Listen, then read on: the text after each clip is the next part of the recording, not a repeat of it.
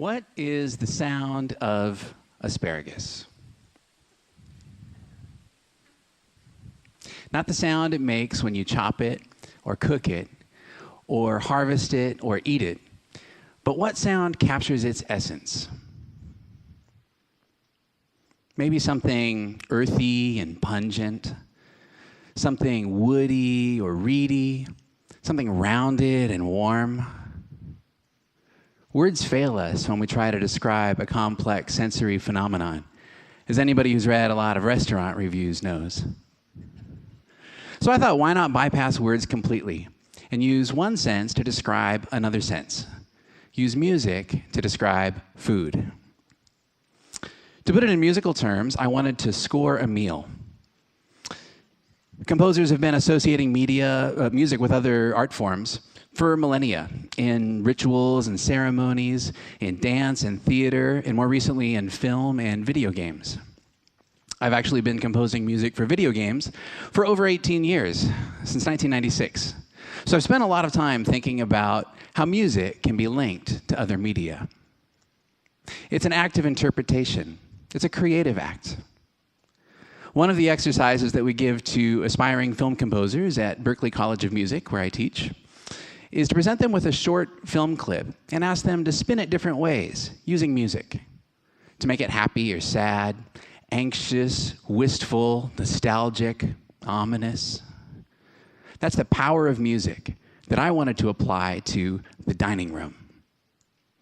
I had a chance to try out these ideas in a series of events that I call food operas. I collaborated with a chef by the name of Jason Bond, whose restaurant Bondier, and now his second restaurant, Bondier Concord, are routinely ranked among the finest restaurants in the Boston area. We presented our first food opera at Harvard's Graduate School of Design in May 2012, and we produced 2 subsequent food operas at Bondier. Bondier seats 26 diners, so we wired up the restaurant with over 1,000 feet of speaker wire and installed a speaker at each seat. We took reservations over a 5-hour period. People could book a table anywhere in that time frame to enjoy a 5-course tasting menu with custom music pairings.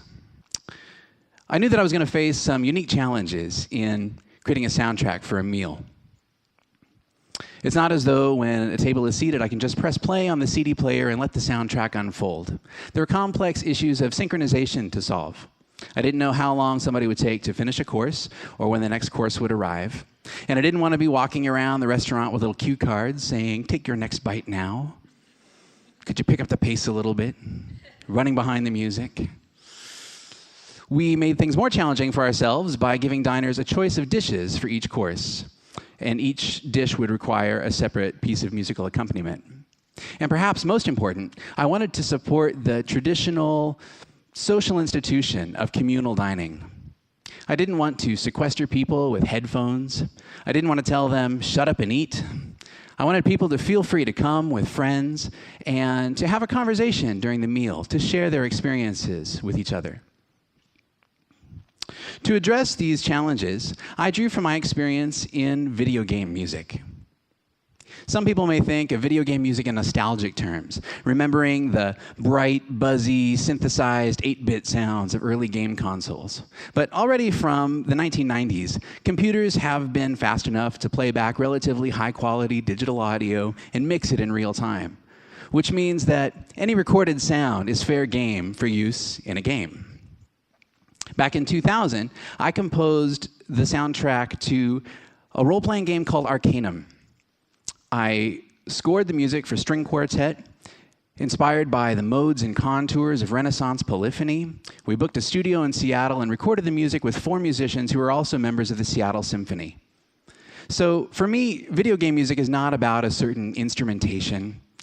It's not about a certain style of music. The determining characteristic of video game music is indeterminacy. Once you open up a system to user interaction, you have to be prepared for whatever that user might do. For example, 2 gamers might take a different amount of time to complete the same game level. Or they might choose different trajectories through the same virtual world. And the music has to be ready to accommodate those changes. I often think of video game music as being a kind of potential music. is music that might happen, depending on how the game unfolds. So instead of composing through composed musical pieces for each dish, I wrote musical textures. These textures were deployed from a bank of 3 computers networked together, controlling all of the sound in the restaurant. The 26 speakers at each seat in the restaurant, and 6 additional speakers that sort of filled in the restaurant's general ambience. I programmed these textures to be able to last an indefinite amount of time, however long it might take somebody to complete a course, using generative procedures that were a little bit more sophisticated than simply playing the same loop over and over. I had real-time control over certain parameters of the music. I could change the key, I could control the tempo, and I could control the density of the music, which provided a really interesting way for me to accommodate the culinary contour of each course, which tends to start with a full plate and gradually sort of fade out to an empty plate. You might very reasonably assume that a restaurant containing 26 speakers all playing different pieces of music at the same time would sound completely cacophonous and potentially even unappetizing. In fact, that was one of the major compositional challenges of this project. So I composed these musical textures to be modular so that they could be played in any possible configuration. And because I had real-time control over these musical parameters, I could ensure that the entire restaurant was synchronized and coordinated in terms of harmony and rhythm. And in fact, the whole restaurant was transformed into a kind of lush, immersive sound installation. Space also played an important role because, of course, you wouldn't hear the volume of all 26 speakers playing it at the same volume. The speaker that was closest to you, which would be the speaker designed to convey the music associated with your meal, would be most prominent. And then the music that's playing on the speakers of the people around you would serve more of an accompanimental role. So to provide one possible answer to the question I posed earlier, I'd like to share some music that I composed for a dish entitled White Asparagus Soup, Togarashi Marshmallow, Nori Powder, and Miso Hazelnuts. You're going to hear this texture play for a little bit, and then a couple of other dishes will make their appearance until all 26 channels are playing at once, giving you a taste of the sound of bon dire during our last food opera. Bon appetit.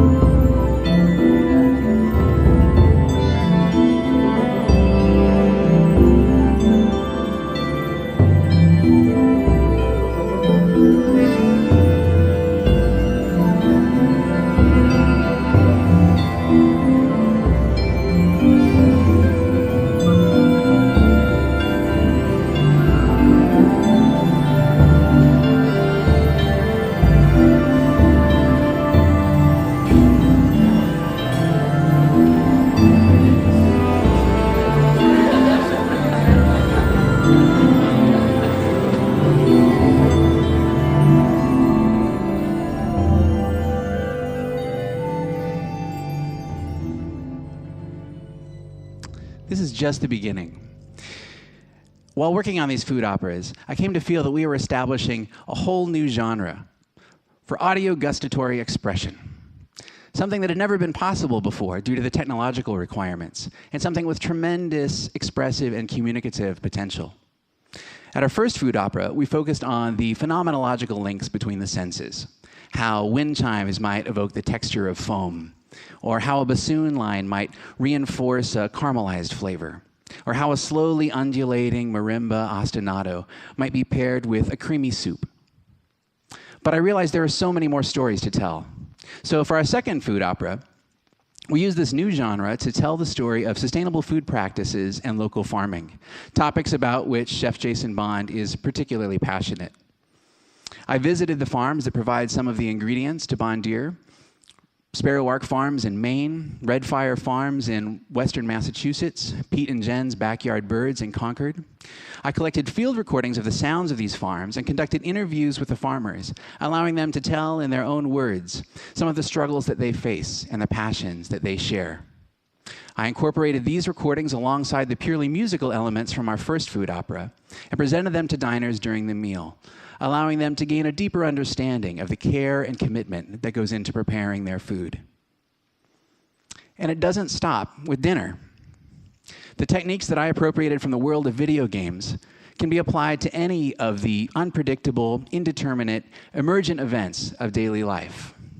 You could have a soundtrack to your morning jog, or the weather, or your daily commute, complete with traffic report, or your waking and sleeping cycles. At a time when musicians are struggling with how to share their music in the post-physical media era, I believe that this kind of real-time responsive system, such as I designed for these food operas, points the way forward to a whole new arena of cultural production. We can tap into the information networks that surround us and connect us, as well as the sophisticated sensing and computing devices that many of us carry in our pockets every day, to score the events of the world around us, to transform them with music, and create a soundtrack for life. Thank you.